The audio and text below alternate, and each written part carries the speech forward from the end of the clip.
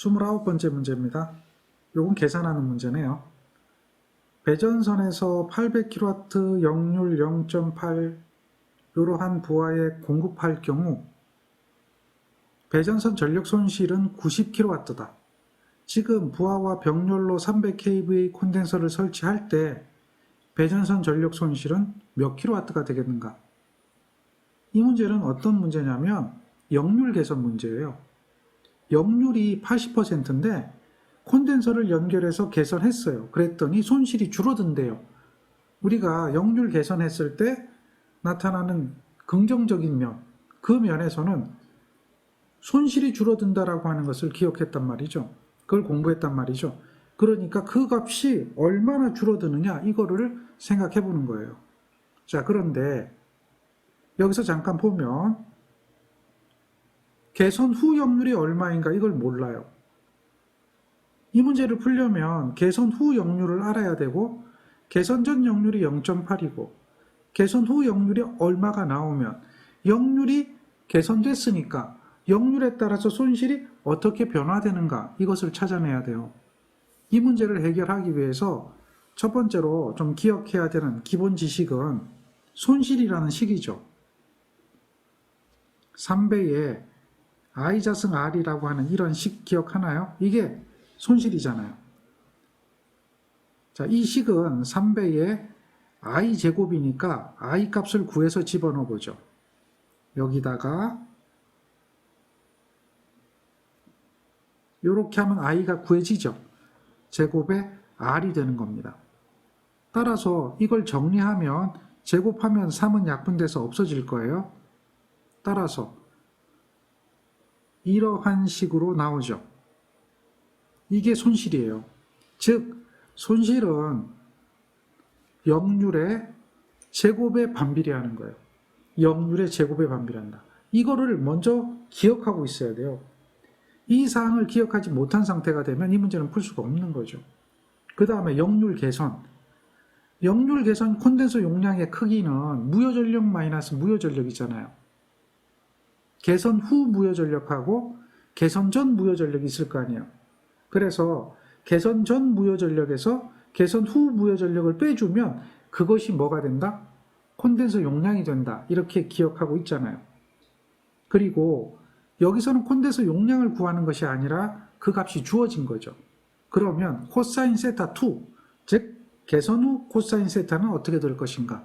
이것을 생각해야 돼요. 따라서 이 문제를 풀려면 기본 지식이 있어야 되는데 이 개념을 알고 있어야죠. 이 개념은 굉장히 기본적인 개념이고 꼭 알아야 되는 개념이에요. 의외로 이런 것들을 몰라서 우리가 문제를 못 푸는 경우가 더러 생길 수가 있어요. 그러면 잘 보세요. 이 이야기는 역률이라고 하는 것은 뒤진 역률이에요. 앞선 역률이 아니라 일반적으로 역률 이러면 진 역률이라고 이야기하지 않는다면 무조건 무슨 역률이죠? 뒤진 역률이에요. 즉 코일 부하라는 거죠. 콘덴서 부하가 아니에요. 코일 부하입니다. 이런 상태라면 우리가 전력의 삼각형을 그릴 때 보통 이렇게 그리잖아요. 그런데 이건 앞선 역률에 대한 개념이고 정확하게 그리면 이렇게 뒤집어서 그려야 돼요. 이렇게 뒤집어서 그려야 돼요. 이거 할 수 있겠죠? 그런데 말입니다. 여기서 유효전력이라고 했죠? 유효전력이라고 하는 것은 여기서부터 여기까지 길이가 되는 거죠. 그게 얼마가 주어졌죠? 800입니다. 그리고 또 하나 더 여기 코사인 세타 1이라고 하는 게 주어졌어요. 코사인 세타 1이 얼마죠? 이것이 0.8입니다. 그렇다면 우리는 이 값 가지고 빗변의 길이와 높이의 길이를 구할 수가 있어요. 빗변의 길이와 높이의 길이. 빗변의 길이는 어떻게 구하느냐? 알죠. PA에 코사인 세타를 하면 P가 된다는 거죠.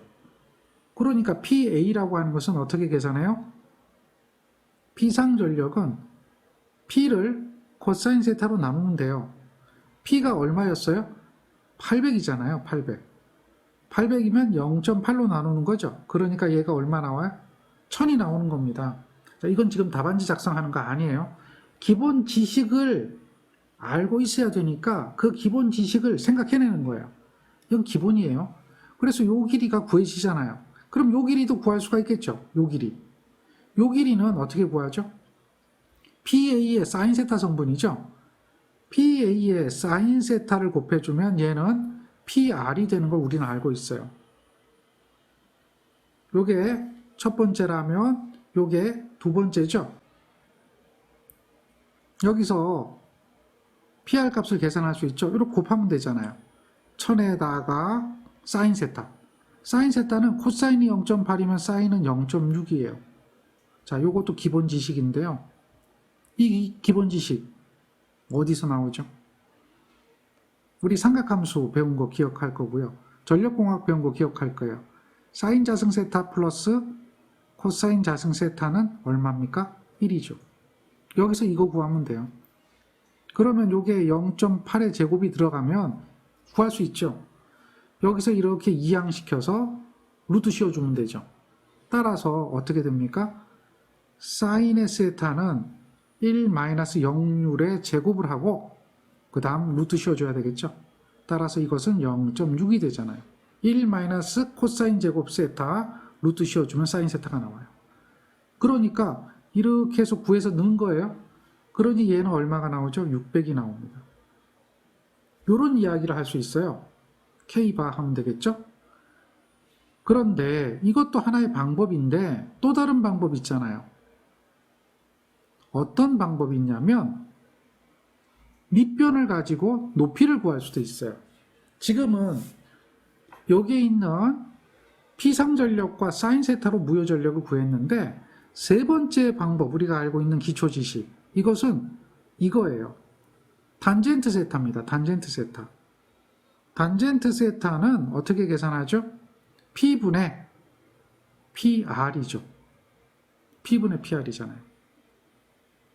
밑변분의 높이가 단젠트 세타죠. 따라서 여기서 우리가 계산하는 것은 PR을 구하는 거죠. 그러니까 이항하면 P의 단젠트 세타입니다. 이렇게 하면 돼요. 그러면 단젠트 세타가 코사인분의 사인이잖아요. P가 800이거든요. 그리고 단젠트 세타는 코사인분의 사인. 코사인은 0.8, 사인은 넣으면 1-0.8의 제곱, 0.6이 되겠죠. 이렇게 계산하면 600 나와요. 계산하는 방법은 여러 가지예요. 이 이야기는 회로 이론에서 배운 기본적인 이야기입니다. 우리가 무효전력에 대한 개념을 접근하려면 결국 이러한 방법을 사용할 수밖에 없다는 거죠. 이거 많이 써요.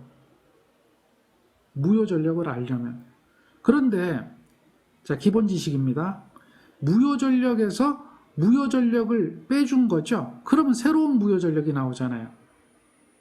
정리가 되나요? 그래서 이 역률을 구할 수가 있는 거예요. 즉 여기까지의 무효전력과 여기까지의 유효전력을 알면 새로운 역률도 우리가 계산할 수가 있다라고 하는 거예요. 어렵지 않습니다. 따라서 이 문제를 해결하려면 역률에 대한 개념을 접근해야 된다. 새로운 역률. 그래서 새로운 역률을 계산해 줍니다. 역률 코사인 세타 2는 개선 후 역률이 되겠죠. 코사인 세타 2는 어떻게 계산하죠? P상전력분의 유효전력입니다.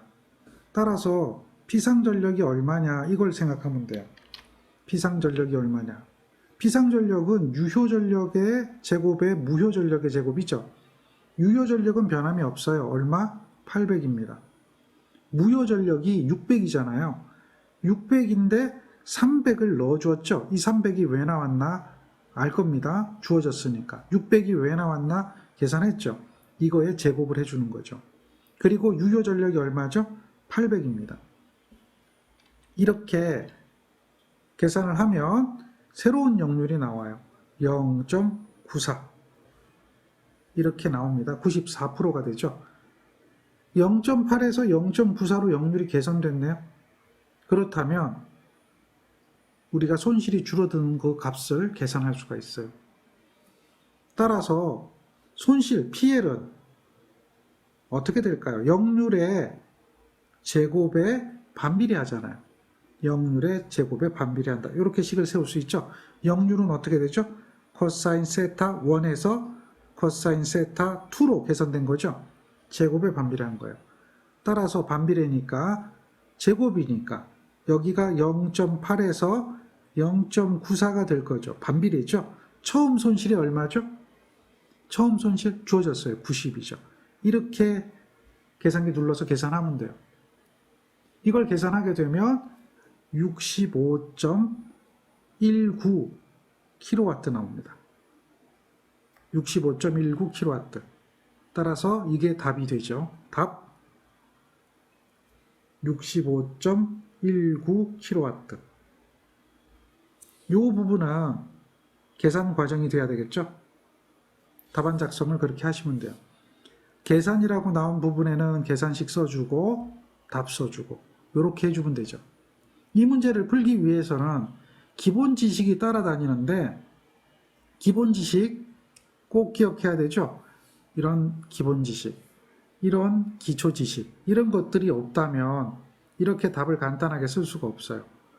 답을 이렇게 간단하게 쓸 수 있다는 이야기는 그런 기본 지식이 이해가 됐기 때문에 간단하게 쓰는 거고, 이게 생각이 안 난다 그러면 여러분들 이 그림 그려가면서 문제 풀어야 될 거예요. 한참 걸리겠죠? 그렇게 하지 말고 정확하게 기본 지식부터 공부하고 그 다음 그걸 가지고 답안지를 쓰는 연습을 하고 이렇게 해줘야지만이 문제를 쉽게 해결할 수가 있습니다.